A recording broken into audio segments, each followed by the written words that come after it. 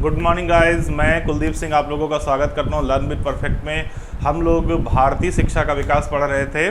देखिए भैया, अभी तक हम लोगों ने क्या क्या पढ़ लिया, थोड़ा समराइज कर लें उस चीज़ को, ठीक है। हम लोग पढ़ रहे थे वर्तमान भारतीय समाज एवं प्रारंभिक शिक्षा, ये हमारा टॉपिक था, वर्तमान भारतीय समाज और प्रारंभिक शिक्षा। इसमें हमें पढ़ना क्या था कि जो वर्तमान भारतीय समाज है, आज के समय में जो भारत का समाज है, उसमें प्राथमिक शिक्षा की स्थिति क्या है, कैसे प्राथमिक शिक्षा का विकास हो रहा है। तो आज के समाज में अगर भारतीय शिक्षा का विकास को हमें जानना है तो पहले इसके इतिहास के बारे में जानना होगा कि पहले शिक्षा का विकास कैसे था। तो पहले शिक्षा का विकास कैसे था, इसलिए हमने सबसे पहले आपको पढ़ाया वैदिक कालीन शिक्षा। आपने वैदिक कालीन शिक्षा पढ़ी,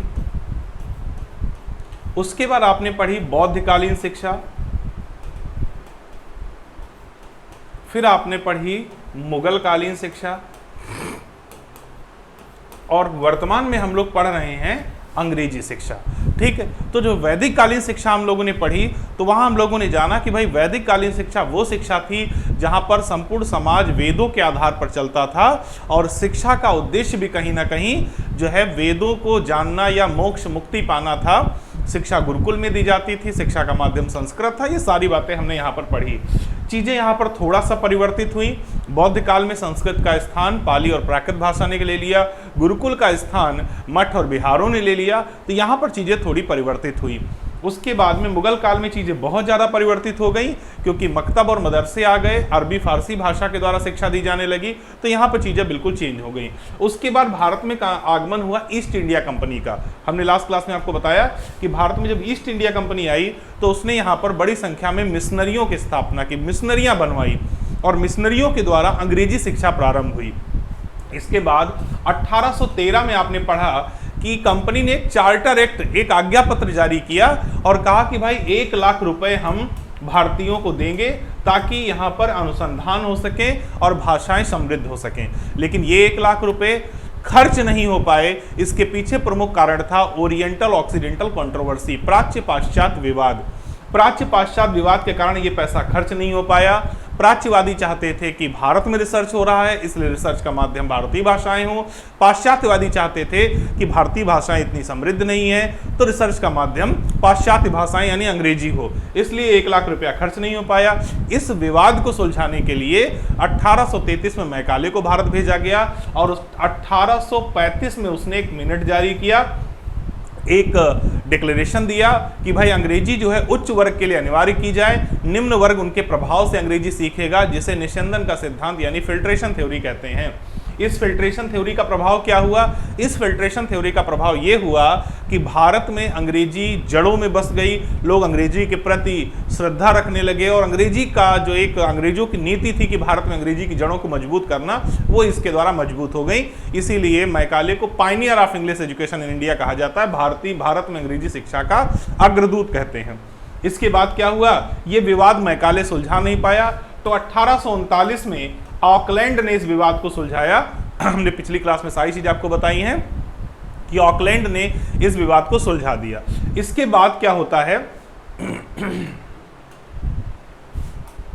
जैसे मैंने अभी तक आपको क्या बताया कि 1813 का आज्ञा पत्र आया, फिर 1833 का आज्ञा पत्र आया, फिर 1835 में मैकाले भारत आया, मैकाले ने आज्ञा पत्र जारी किया, निस्यंदन की नीति दी। फिर उसके बाद में 1839 में ये विवाद समाप्त हुआ, किसके द्वारा? ऑकलैंड के द्वारा।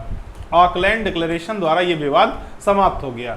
1854 में पहली बार शिक्षा के प्रति कुछ जो है दृष्टिकोण बदला लोगों का कि भाई शिक्षा कैसी होनी चाहिए। तो चार्ल्स वुड ने गवर्नर जनरल को 100 अनुच्छेदों का एक लेटर लिखा, जिसे वुड डिस्पैच कहते हैं। इसे क्या कहते हैं? Wood dispatch. इसमें 100 अनुच्छेद थे, जो गवर्नर जनरल इसे पढ़ा, जिसमें महिला शिक्षा, जनसंख्या विभाग आदि प्रमुख बातें थी।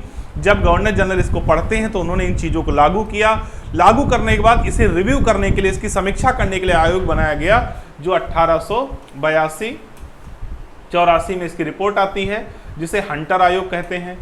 हंटर कमीशन ने या हंटर आयोग ने जो सुझाव दिए वो भारत में शिक्षा के लिए बना पहला कोई आयोग था, इसीलिए इसे भारतीय शिक्षा आयोग कहते हैं। इसके बाद हम लोगों ने पढ़ा हाँ, यहाँ तक हम लोग पढ़ चुके थे कल पिछली क्लास में। इसके आगे हम लोगों को पढ़ना है। देखिए, वैसे तो बहुत सारे आयोग हैं। आप कह रहे होंगे कि सर 1813 से 1882-83 तक क्या 5 ही आयोग हम लोगों को पढ़ने हैं? नहीं, बहुत सारे आयोग हैं, लेकिन हमें सभी नहीं पढ़ने। हमारे टॉपिक का नाम है प्राथमिक शिक्षा का विकास, यानी हमें सिर्फ उन आयोगों से मतलब है जिनका संबंध प्राथमिक शिक्षा से था। बाकी आयोग के संबंध में हमें जानकारी की जरूरत नहीं है। तो 1882-84 में जो हंटर कमीशन बना, इसके बाद हम लोग पढ़ेंगे। तो अगला आयोग जो है वो है हर्टांग समिति। भाई, हर्टांग समिति एक बहुत महत्वपूर्ण टॉपिक आपकी परीक्षा की दृष्टि से है। वो इसलिए क्योंकि 68,500 और 69,000 दोनों में हर्टांग समिति से सवाल पूछा गया है, और ये ऐसी समिति थी जो प्राथमिक शिक्षा के लिए बनाई गई थी, और हम लोगों का टॉपिक भी प्राथमिक शिक्षा है, इसलिए यहां से सवाल जरूर बनता है हर्टांग कमेटी से। चलिए, 1929 में गठित हर्टांग समिति का अध्यक्ष कौन था? मतलब इसका उद्देश्य था शिक्षा में सुधार करना। ठीक है, इसके अध्यक्ष सर फिलिप हर्टांग थे। भाई, हर्टांग समिति का नाम भी इनके नाम पे ही पड़ा, सर फिलिप हर्टांग। इस समिति ने प्राथमिक शिक्षा में सुधार के लिए 2 शब्द दिए। ये दोनों शब्द बहुत मशहूर हैं, स्टैग्नेशन और वेस्टेज, और स्टैग्नेशन, वेस्टेज एंड स्टैग्नेशन, ये 2 शब्द हैं। अपव्यय, अपव्यय का अर्थ होता है बच्चों का 1 या 2 वर्ष तक पढ़ने के बाद विद्यालय छोड़ देना। कि भाई बच्चे ने एडमिशन लिया, हुआ यही, जब इन लोगों ने जांच की तो देखा कि जिस क्लास के अंदर 100 बच्चों का एडमिशन था वहाँ 18 बच्चे पढ़ रहे थे। तो इन्होंने कहा ये बड़ी समस्या है, ड्रॉप आउट, यानी बच्चा स्कूल क्यों छोड़ दे रहा है। तो अगर बच्चा कोई एडमिशन लेने के बाद विद्यालय छोड़ देता है तो उसे वेस्टेज कहते हैं, और ये बड़ी समस्या थी प्राथमिक की। और दूसरा था स्टैग्नेशन, और दूसरा अपव्यय था, अवरोधन था। किसी बच्चे का एक ही कक्षा में 1 से अधिक वर्ष तक रहना, यानी बच्चों का फेल हो जाना।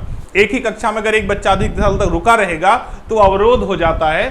तो अपव्यय और अवरोधन, ये 2 शब्द इस समिति ने दिए जो बहुत महत्वपूर्ण हैं। इस समिति ने कहा कि प्राथमिक स्तर पर शिक्षा की सबसे बड़ी समस्या अपव्यय और अवरोधन है, जिसे दूर करके ही शिक्षा को सुधारा जा सकता है। इसके अतिरिक्त इस समिति ने प्राथमिक शिक्षा को 4 वर्ष करने का सुझाव दिया था। तो भाई, यहां से सवाल आपसे यही पूछा जा सकता है कि हर्टांग कमेटी का उद्देश्य क्या था? तो ऑप्शन में होगा प्राथमिक शिक्षा में सुधार करना। हर्टांग कमेटी के अध्यक्ष कौन थे? सर फिलिप हर्टांग थे। हर्टांग कमेटी ने प्राथमिक स्तर की शिक्षा में सुधार के लिए कौन से 2 शब्द दिए? तो अपव्यय और अवरोधन, यानी वेस्टेज और स्टैग्नेशन। अपव्यय का अर्थ क्या होता है? बच्चों का 1 या 2 वर्ष तक के पढ़ने के बाद विद्यालय छोड़ देना। अवरोधन का होता है किसी बच्चे का एक ही कक्षा में 1 से अधिक वर्ष तक रहना। तो ये सारी बातें इस कमेटी ने बताई। इसके बाद क्या हुआ?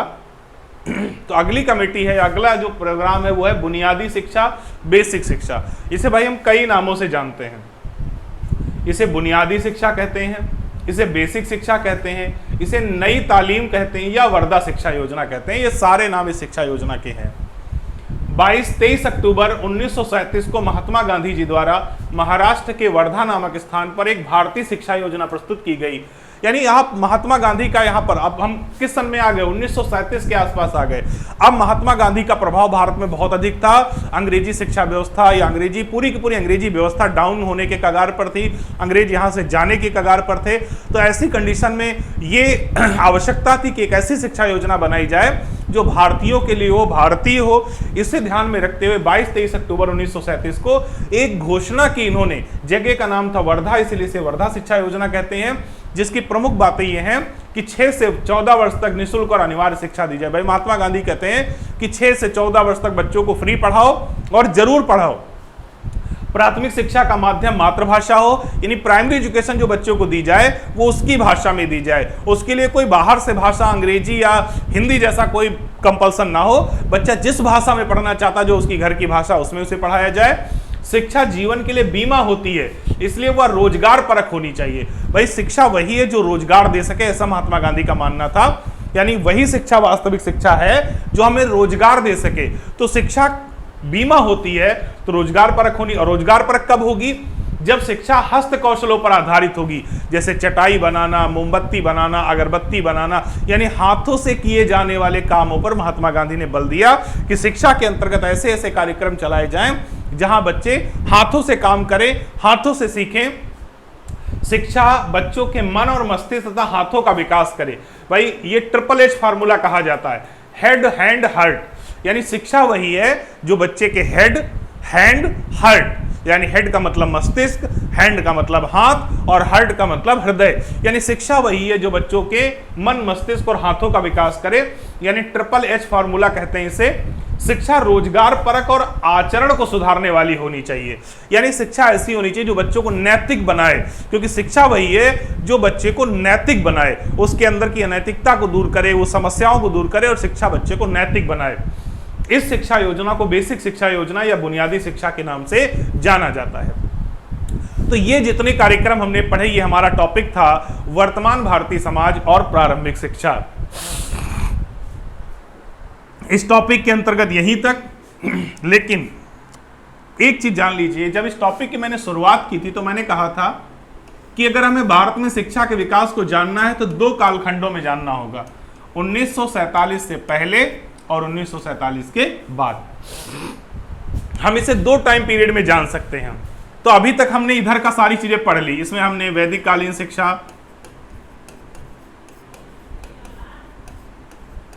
बौद्धकालीन शिक्षा,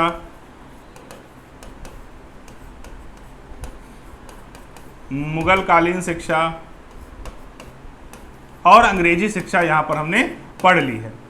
अब हम 1947 के इधर चलते हैं और 1947 के बाद जो शिक्षा में परिवर्तन हुए, जो शिक्षा के लिए कार्यक्रम चलाए गए, हम उन्हें पढ़ेंगे।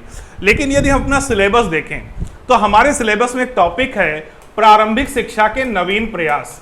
प्रारंभिक शिक्षा के नवीन प्रयास और इस टॉपिक में भी हमें स्वतंत्रता के बाद के सारे कार्यक्रम और प्रोग्राम पढ़ने हैं। तो हमने क्या किया, हमने दो जगह अलग अलग ना पढ़ाकर अगला टॉपिक हम लोग शुरू कर रहे हैं प्रारंभिक शिक्षा के नवीन प्रयास, जिसमें आपको स्वतंत्रता के बाद जो भी कार्यक्रम चलाए गए, जो भी विकास शिक्षा में हुआ, वो सब पढ़ाएंगे। तो बात वही है, बस ये दो जगह पढ़ने की बजाय हमने उसे एक जगह कर दिया है कि 1947 से पहले के कार्यक्रम हमने पढ़े वर्तमान भारतीय समाज और प्रारंभिक शिक्षा के विकास के टॉपिक के अंतर्गत, और 1947 के बाद के टॉपिक हम लोग पढ़ेंगे प्रारंभिक शिक्षा के नवीन प्रयास नाम के टॉपिक में। तो बिल्कुल रेडी हो जाइए, इसी क्लास में, कोई अगली क्लास नहीं, इसी क्लास में हम कंटिन्यू कर रहे हैं प्रारंभिक शिक्षा के नवीन प्रयास। पेन कॉपी लेकर बिल्कुल तैयार हो जाइए। छोटा सा टॉपिक है, 1 या 2 नंबर देगा, जो रटने वाला है, ज्यादा उसमें समझना नहीं है, रटने वाला है।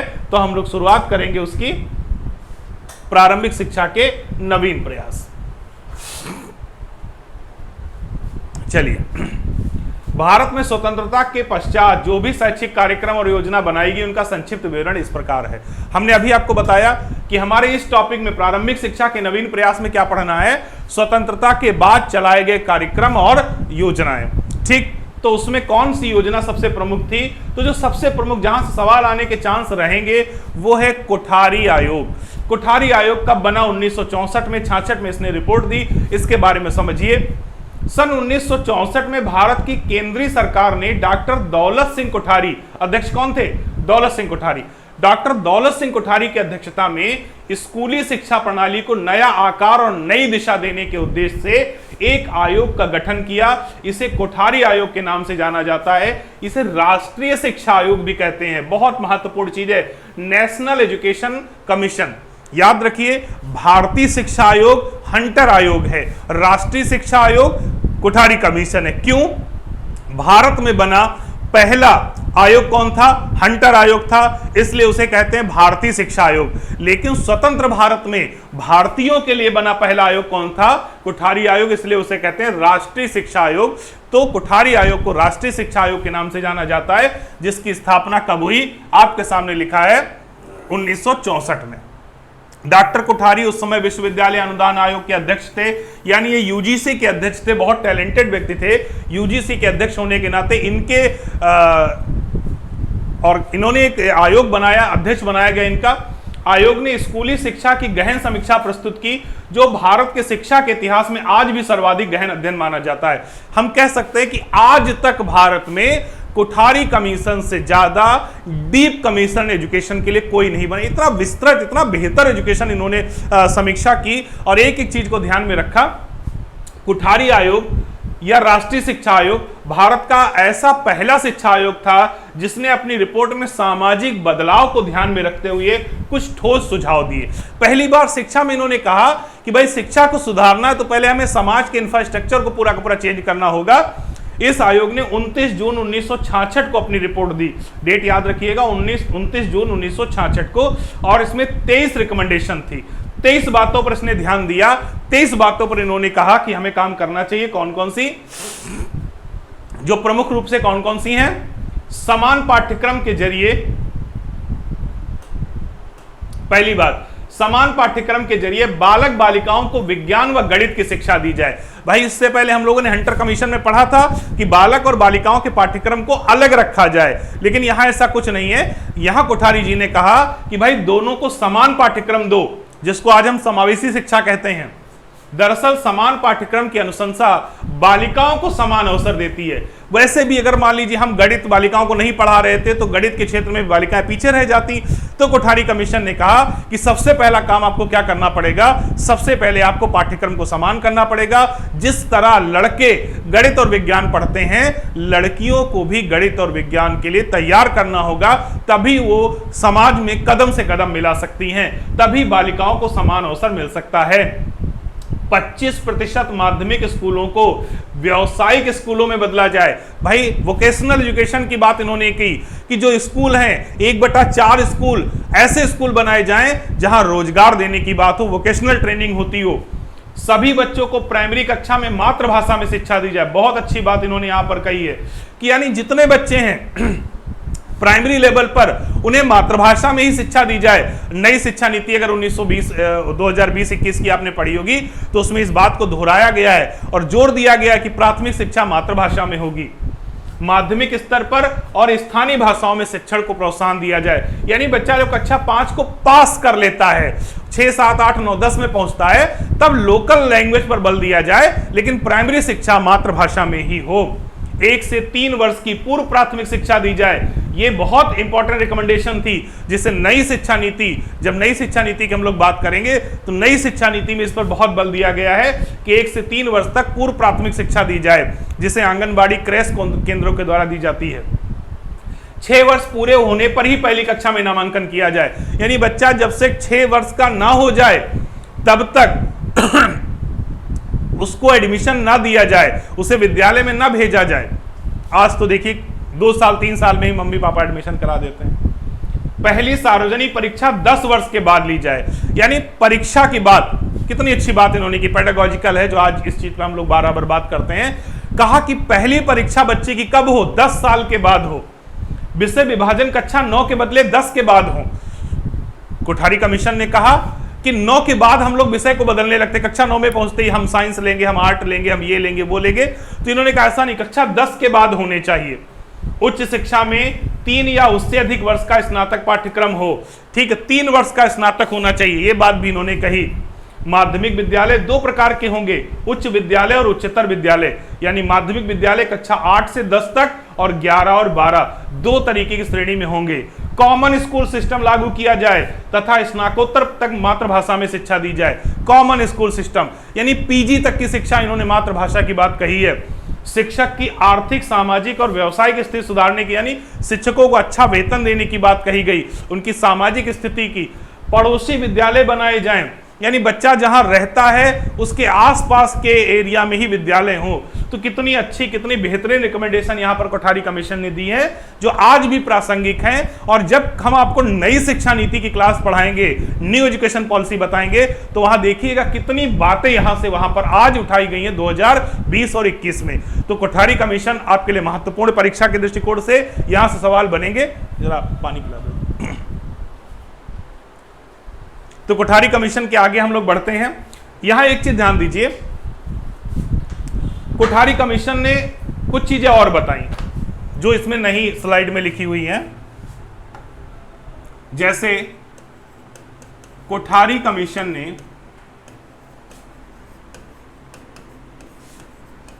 त्रिभाषा सूत्र की सिफारिश की, त्रिभाषा सूत्र की सिफारिश की,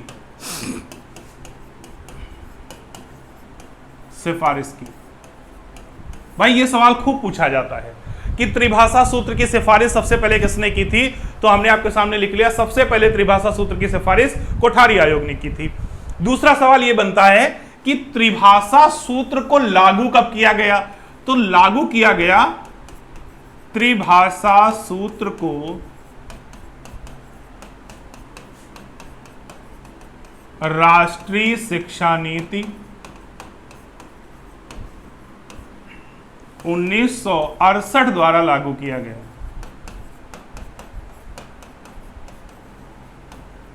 एक शिक्षा नीति 1968 में बनी थी, स्लाइड में नहीं है, हम आपको उसमें नहीं पढ़ाएंगे क्योंकि वहां से क्वेश्चन आएगा नहीं। बस जो इंपॉर्टेंट चीज हमने आपको बता दी। क्यों नहीं, क्योंकि यहां पर सरकारें बदली, युद्ध हुए दूसरे देशों से, तो ये प्लान जो बना था, पहली राष्ट्रीय शिक्षा नीति बनी थी, ये फ्लॉप हो गई थी, लागू पूरी तरह नहीं हो पाई थी। ठीक, तो अगर आपसे पूछा जाता है कि त्रिभाषा सूत्र की सिफारिश सबसे पहले किसने की, तो आंसर क्या होगा, कोठारी कमीशन ने। त्रिभाषा सूत्र कब लागू किया गया, 1968 की शिक्षा नीति द्वारा। अब एक सवाल और बनता है इसमें, ये त्रिभाषा सूत्र है क्या। अभी सीटेट में पूछा गया था त्रिभाषा सूत्र में पहली भाषा कौन सी होगी, जो रिसेंट सीटेट हुआ है उसमें सवाल पूछा गया था। तो ध्यान रखिएगा, त्रिभाषा सूत्र का मतलब होता है प्रत्येक बच्चे को कम से कम 3 भाषाओं का ज्ञान होना चाहिए। पहली भाषा, द्वितीय भाषा और तृतीय भाषा, यानी प्रत्येक बच्चे को कम से कम 3 भाषाओं का ज्ञान होना चाहिए, तभी हम शिक्षा को एक बेहतर जो है लक्ष्य की तरफ ले जा सकते हैं। अब क्वेश्चन उठता है ये पहली, दूसरी, तृतीय भाषा कौन सी है, तो यहां पर 2 चीजें हैं। भारत के 10 प्रदेश ऐसे हैं जो हिंदी भाषी प्रदेश कहलाते हैं। 10 प्रदेश कैसे कहलाते हैं, हिंदी भाषी प्रदेश कहलाते हैं। उनके लिए पहली, द्वितीय और तृतीय भाषा दूसरी है, और इन 10 प्रदेशों के अलावा अन्य प्रदेशों के लिए पहली, दूसरी, तीसरी भाषा अलग है। तो पहले इन 10 प्रदेशों के लिए देख लेते हैं। इन 10 प्रदेशों के लिए पहली भाषा कौन सी है, घरेलू भाषा। अभी सवाल जब पूछा गया था कि भाई त्रिभाषा सूत्र के अनुसार पहली भाषा कौन सी है, तो उसमें ऑप्शन में था हिंदी, इंग्लिश, घरेलू भाषा या जो है राजभाषा। तो आंसर आपका क्या होगा, घरेलू भाषा। ठीक, दूसरी भाषा है MIL, मॉडर्न इंडियन लैंग्वेज। ठीक है, कौन सी होगी, मॉडर्न इंडियन लैंग्वेज। और तीसरी भाषा होगी क्लासिकल इंडियन लैंग्वेज, CIL। तो आपको क्या रखना याद, आपको याद रखना है त्रिभाषा सूत्र में पहली भाषा डोमेस्टिक लैंग्वेज होगी, DL होगी, दूसरी भाषा MIL होगी, मॉडर्न इंडियन लैंग्वेज होगी, तीसरी भाषा CIL होगी, क्लासिकल इंडियन लैंग्वेज होगी। अब आप कह सकते हैं ये जो 10 प्रदेश हैं जहां हिंदी बोली जाती है घरों में, उनके लिए पहली भाषा कौन सी होगी, तो हाँ, इनके लिए पहली भाषा हिंदी हो जाएगी। लेकिन अगर सवाल पूछा जाएगा तो हिंदी नहीं लिखोगे, हम आपको समझाने के लिए बता रहे हैं। अगर सवाल पूछा जाएगा जैसे सीटेट में पूछा गया था, तो आपके आंसर क्या होंगे, DL, MIL, CIL। घरेलू भाषा, आधुनिक भाषा, शास्त्रीय भाषा। घरेलू भाषा, आधुनिक भाषा, शास्त्रीय भाषा, domestic language, modern Indian language, classical Indian language. ये त्रिभाषा सूत्र की 3 भाषाएं हैं। लेकिन अगर हम आपको समझाने के लिए देखें तो मैं बता रहा हूं कि जो 10 प्रदेश हैं उनके लिए पहली भाषा कौन सी होगी, हिंदी होगी। उनके लिए दूसरी भाषा कौन सी होगी, इंग्लिश होगी। और उनके लिए तीसरी भाषा कौन सी होगी, चाहे कोई भी क्लासिकल, संस्कृत, तेलुगु, तमिल, पंजाबी, कुछ भी, कोई भी एक शास्त्रीय भाषा उनके लिए हो जाएगी। लेकिन अगर इन 10 प्रदेशों की बात ना करें, बच्चा मान लीजिए बंगाल में रह रहा है, बंगाली है, तो पहली भाषा हिंदी नहीं होगी, उसकी पहली भाषा बंगाली होगी, दूसरी भाषा हिंदी होगी, तीसरी भाषा इंग्लिश होगी। फिर समझिएगा, 10 प्रदेशों के लिए त्रिभाषा सूत्र, वैसे तो आपकी समझ के लिए इतना ही काफी है। पहली भाषा घरेलू भाषा, दूसरी भाषा मॉडर्न इंडियन लैंग्वेज, तीसरी भाषा क्लासिकल इंडियन लैंग्वेज। लेकिन यदि आपको समझाने की हम कोशिश करें तो मैं आपको बता रहा हूं कि 10 प्रदेशों के लिए हिंदी, इंग्लिश और कोई भी, जैसे अपने यहाँ संस्कृत, मान उत्तर प्रदेश की बात करें हिंदी इंग्लिश संस्कृत या हिंदी इंग्लिश उर्दू, ठीक। लेकिन बंगाल की बात करें बंगाली हिंदी इंग्लिश, बंगाली हिंदी इंग्लिश, इस तरीके से देखेंगे। आई होप बात आपकी समझ में आ गई होगी। तो ये त्रिभाषा सूत्र जो है ये भी किसने दिया था? कोठारी आयोग ने दिया था। स्लाइड में लिखना बाकी रह गया था तो मैंने अलग से आपको बता दिया है, ठीक है। अभी हम क्या पढ़ रहे थे? कोठारी आयोग। तो कोठारी आयोग की सारी बातें, इसमें एक स्टार बनाकर आप और चीज जोड़ लीजिए, त्रिभाषा सूत्र पर बल दिया जाए या लागू, त्रिभाषा सूत्र लागू किया जाए, ठीक। अब आपकी बात समझ में आ गई होगी। तो ये सारे कार्यक्रम किसके थे? कोठारी आयोग के थे, ठीक। अब कोठारी आयोग के आगे हम लोग बढ़ते हैं और आते हैं राष्ट्रीय शिक्षा नीति 1986 में। ये भारत की पहली संपूर्ण Akhil Bharatiya all India national education policy, पहली अखिल भारतीय जो राष्ट्रीय शिक्षा नीति है वो 1986। मैंने कहा 68 वाली शिक्षा नीति सक्सेसफुल नहीं रही थी, इसलिए उसको हमने आपको नहीं पढ़ाया। पहली भारत में जो राष्ट्रीय शिक्षा नीति है वो कब आई है? अखिल भारतीय शिक्षा नीति 1986 में। तत्कालीन प्रधानमंत्री राजीव गांधी द्वारा पहली भारत में संपूर्ण शिक्षा नीति घोषित की गई, जिसकी प्रमुख बातें क्या थी? कंप्यूटर शिक्षा, संपूर्ण शिक्षा व्यवस्था को 5-3-2-2 में बांटा जाए, ITI और पॉलिटेक्निक की स्थापना की जाए, यानी कक्षा 5, फिर 3 साल का उच्च प्राथमिक, 2 साल का मिडिल और 2 साल का इंटरमीडिएट, इस तरीके से लिखा हुआ है। अब इस शिक्षा नीति में भारत में बहुत सारे कार्यक्रम चलाए गए। उन कार्य लगभग 8-9 कार्यक्रम है जिन्हें हम लोग पढ़ेंगे और हमारे इस टॉपिक में प्रारंभिक शिक्षा के नवीन प्रयास में वही कार्यक्रम पूछे जाएंगे। तो इतना जो अभी तक हमने पढ़ा ये पिछले टॉपिक का था, वर्तमान भारतीय समाज में प्रारंभिक शिक्षा। लेकिन इस टॉपिक में प्रारंभिक शिक्षा के नवीन प्रयास में हम लोग क्या पढ़ेंगे? जो कार्यक्रम चलाए गए, जो कार्यक्रम 1986 में चलाए गए वो सभी हम लोग पढ़ेंगे। यहां एक चीज ध्यान रखिएगा, इन कार्यक्रमों से 2 टाइप के क्वेश्चन आते हैं। एक तो आएगा कार्यक्रम का नाम और पूछा जाएगा ये कब प्रारंभ हुआ, दूसरा पूछा जाएगा इस कार्यक्रम का उद्देश्य क्या था। तो चलिए हमारा टॉपिक यहां से स्टार्ट होता है, प्रारंभिक शिक्षा के नवीन प्रयास, ठीक है। जरा मैं पानी पी के कंटिन्यू करता हूं इस क्लास को।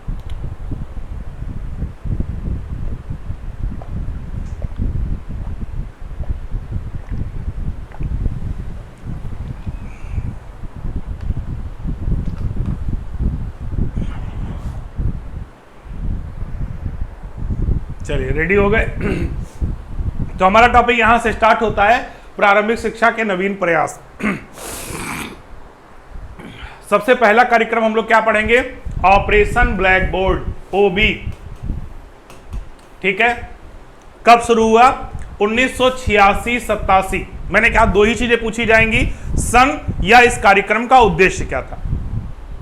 ऑपरेशन ब्लैक बोर्ड 1986 में प्राथमिक विद्यालयों में भौतिक संसाधनों की आपूर्ति के लिए संपूर्ण कार्यक्रम चलाया गया, जिसे ऑपरेशन ब्लैक बोर्ड कहते हैं। तो इसका उद्देश्य क्या था? इसका उद्देश्य था प्राथमिक विद्यालय में भौतिक संसाधन। भौतिक संसाधन क्या थे? जिसमें 2 बड़े पक्के कमरे, खेल का मैदान, श्यामपट्ट, झाड़ू, डस्टर, घंटी, खेल का सामान, खिलौने, चार्ट, मॉडल, कुर्सी में चटाई, गणित की किट, ये सारी चीजें हर स्कूल को दी गई कि भाई जो मिनिमम जरूरतें हैं पहले वो पूरी की जाए। क्योंकि 1986 की शिक्षा नीति में कहा गया कि प्राथमिक शिक्षा का सार्वभौमिकरण हम तभी कर सकते हैं, प्राथमिक शिक्षा को हम तभी सुधार सकते हैं जब उनकी जरूरतें पूरी हों। तो न्यूनतम शिक्षण सामग्री हर विद्यालय को मिले, इसे ध्यान में रखते हुए 1986-87 में कार्यक्रम चलाया गया, जिसे ऑपरेशन ब्लैक बोर्ड कहते हैं। इस कार्यक्रम द्वारा जैसा मैंने कहा कि ये सारी चीजें, कमरे, खेल का मैदान, श्यामपट्ट, झाड़ू, डस्टी, घंटी, ये सब दिया गया शिक्षकों को, विद्यालयों को।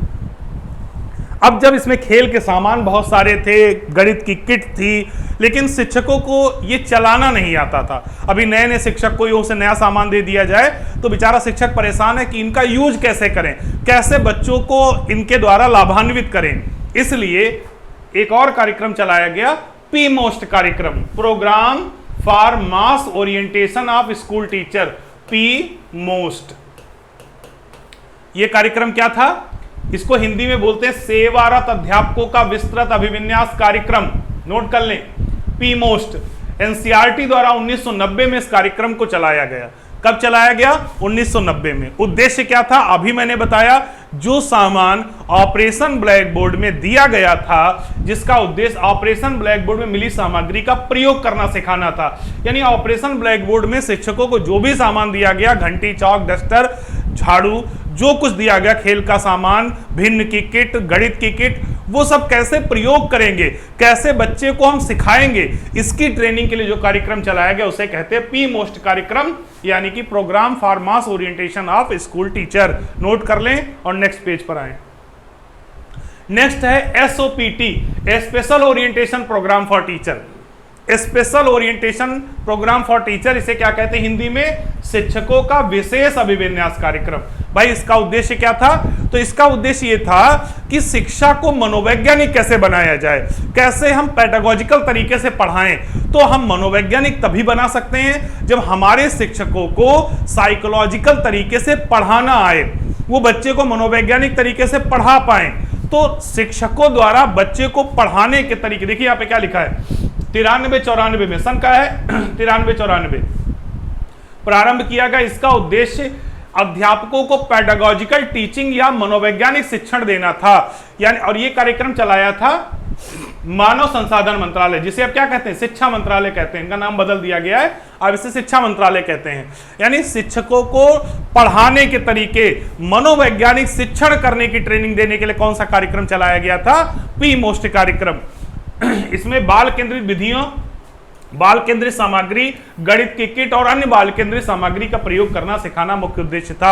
यानी शिक्षकों को जो सामग्री मिली थी उसको प्रयोग करने के सिखाने के लिए हमने चलाया इससे पहले वाला कार्यक्रम पी मोस्ट कार्यक्रम। एसओपीटी कार्यक्रम क्या था? शिक्षकों को मनोवैज्ञानिक शिक्षण देना, साइकोलॉजिकली शिक्षण देना।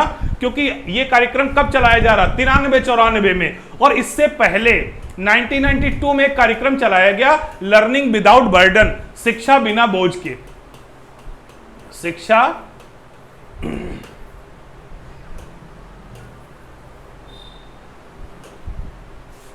बिना बोझ के। आपको पता है प्रोफेसर यशपाल कमेटी ने कार्यक्रम चलाया था शिक्षा बिना बोझ के। तो कहा जाता है कि भारत में मनोवैज्ञानिक शिक्षण का पहला कार्यक्रम कौन था? शिक्षा बिना बोझ के, जहां पर बस्तों के भार को कम किया गया, बच्चों के सिलेबस को कम किया गया कि बच्चों का बस्ता अगर कम होगा, उनके ऊपर पढ़ाई लिखाई का प्रेशर कम होगा तो बच्चा अच्छा करेगा। तो उसी को आगे बढ़ाते हुए कार्यक्रम चलाया गया एसओपीटी, जहां पर मनोवैज्ञानिक शिक्षण देने की बात कही गई कि शिक्षकों को ट्रेनिंग दी जाए कि how to teach psychological teaching, यानी पेडागोजिकल तरीके से कैसे पढ़ाओगे। तो शिक्षकों को मनोवैज्ञानिक शिक्षण देने के लिए एसओपीटी कार्यक्रम चलाया गया 1993-94 में एचआरडी मिनिस्ट्री द्वारा या एजुकेशन मिनिस्ट्री द्वारा। क्लियर है? नेक्स्ट पेज पे आते हैं। इसका स्क्रीनशॉट ले सकते हैं, लिख सकते हैं। चलिए नेक्स्ट जो कार्यक्रम हमारा है वो है बीईपी, बेसिक एजुकेशन प्रोग्राम। ये परियोजना है, प्रोजेक्ट है, ठीक है, प्रोजेक्ट। इसे आप प्रोग्राम ना लिखकर क्या लिखेंगे? ये प्रोजेक्ट है, प्रोग्राम नहीं था। बीईपी, बेसिक एजुकेशन प्रोजेक्ट, ठीक। 5 अक्टूबर 1993 को उत्तर प्रदेश ने इस कार्यक्रम को प्रारंभ किया। यानी उत्तर प्रदेश सरकार ने, उत्तर प्रदेश परियोजना परिषद ने इसे शुरू किया। इसके अंतर्गत बीआरसी ब्लॉक रिसोर्स सेंटर और एनपीआरसी न्याय पंचायत रिसोर्स सेंटर, बीआरसी और एनपीआरसी होते हैं। हर ब्लॉक पर एक बीआरसी बनाया जाता है, ब्लॉक रिसोर्स सेंटर। इनके बारे में हम लोग एक टॉपिक पढ़ेंगे जब शैक्षिक प्रबंधन और प्रशासन, वहां आपको बताएंगे बीआरसी एनपीआरसी क्या होते हैं। तथा डाइट की स्थापना की गई। डाइट आप लोग जानते हैं, जहां पर जो है प्रत्येक जिले में डाइट की स्थापना की गई। इस योजना का मूल उद्देश्य हाई स्कूल और इंटर कॉलेज को छोड़कर प्रदेश के सभी बेसिक विद्यालयों को समन्वित करने, नियंत्रित करने और इनके नियम को बनाने के संबंध में था। या हम कह सकते हैं इसका उद्देश्य था प्राथमिक शिक्षा को कैसे समन्वित किया जाए, कैसे नियंत्रित किया जाए और प्राथमिक शिक्षा को कैसे बेहतर बनाया जाए। इसके लिए बीईपी यानी कि basic education programme, basic education project चलाया गया। हिंदी में बोलेंगे प्राथमिक शैक्षिक परियोजना।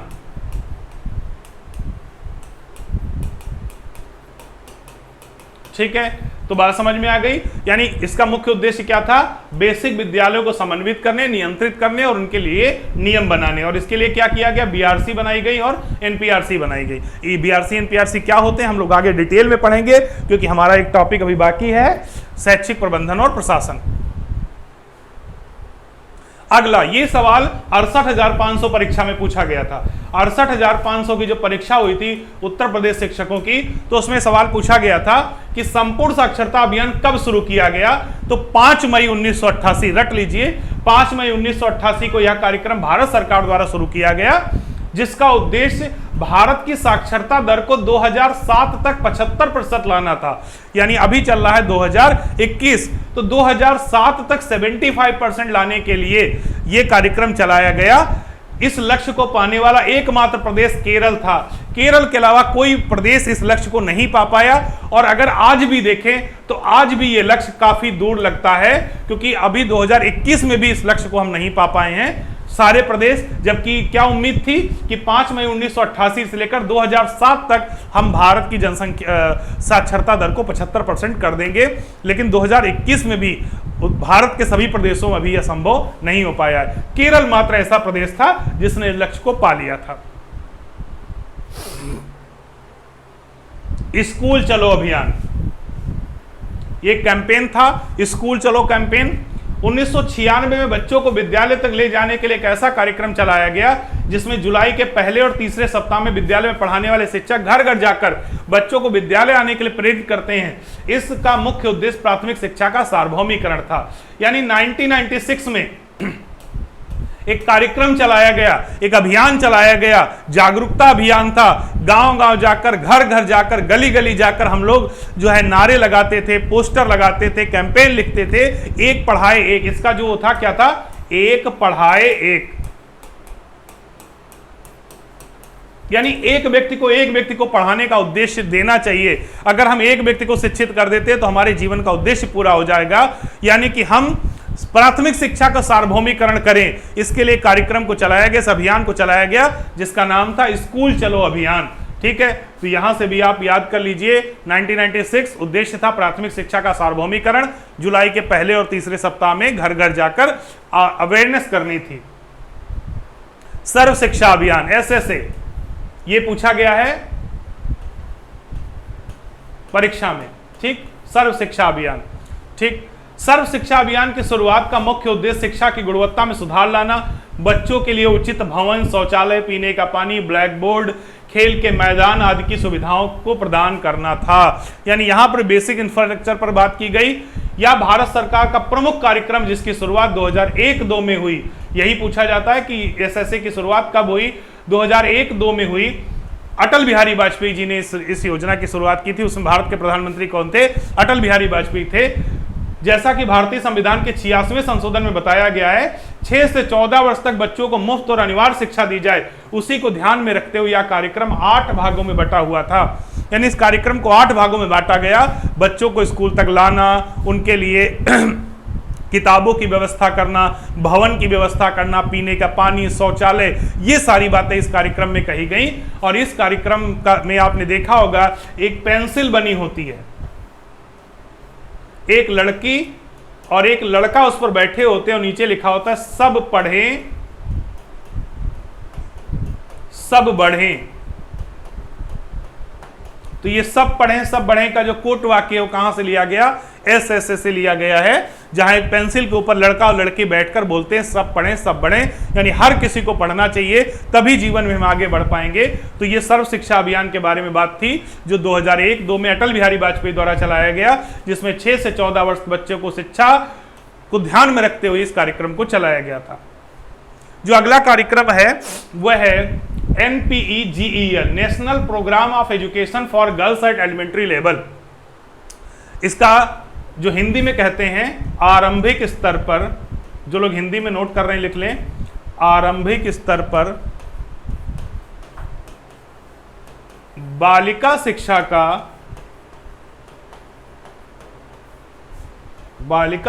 का राष्ट्रीय कार्यक्रम राष्ट्रीय कार्यक्रम, NPEGEL, आरंभिक स्तर पर बालिका शिक्षा का राष्ट्रीय कार्यक्रम। आरंभिक स्तर पर बालिकाओं की शिक्षा को ध्यान में रखते हुए एक राष्ट्रीय कार्यक्रम चलाया गया जिसका उद्देश्य बालिकाओं के ड्रॉप आउट, यानी जो लड़कियां स्कूल छोड़ देती थी किसी कारण से, बालिकाओं के ड्रॉप आउट को कम करना तथा उनकी शिक्षा में सुधार करना था। इसके अंतर्गत 1992 में, कब शुरू हुआ? 1992 में कुछ चुने हुए विकास खंडों में मॉडल स्कूल बनाए गए जहां लड़कियों को निःशुल्क साइकिल, ड्रेस और पुस्तकें दी जाती हैं। यानी लड़कियों को ड्रेस देना, साइकिल देना, किताबें देना, स्कॉलरशिप देना, ये सब काम किया जाता है ताकि लड़कियों का ड्रॉप आउट ना हो, वो स्कूल ना छोड़ें। तो लड़कियों के ड्रॉप आउट को कम करने के लिए राष्ट्रीय स्तर पर एक कार्यक्रम चलाया जा रहा है जिसे कहते हैं NPEGEL, जो शुरू हुआ 1992 में। ठीक है, इसको भी नोट कर लें, स्क्रीनशॉट ले लें। नेक्स्ट पे आते हैं। नेक्स्ट पूछा गया है 68,500 या 69,000 किसी परीक्षा में, DPEP, district primary education programme, जिला प्राथमिक शिक्षा कार्यक्रम, जिला प्राथमिक शिक्षा कार्यक्रम, DPEP। चलिए इसके बारे में चर्चा की जाए। कैमरे को थोड़ा ऐसे करो, कार्यक्रम दिख नहीं रहा वहां पे, कैमरा हिल गया है, दीवार इधर दिख रही है, कैमरा दिख रहा, हाँ कैमरे को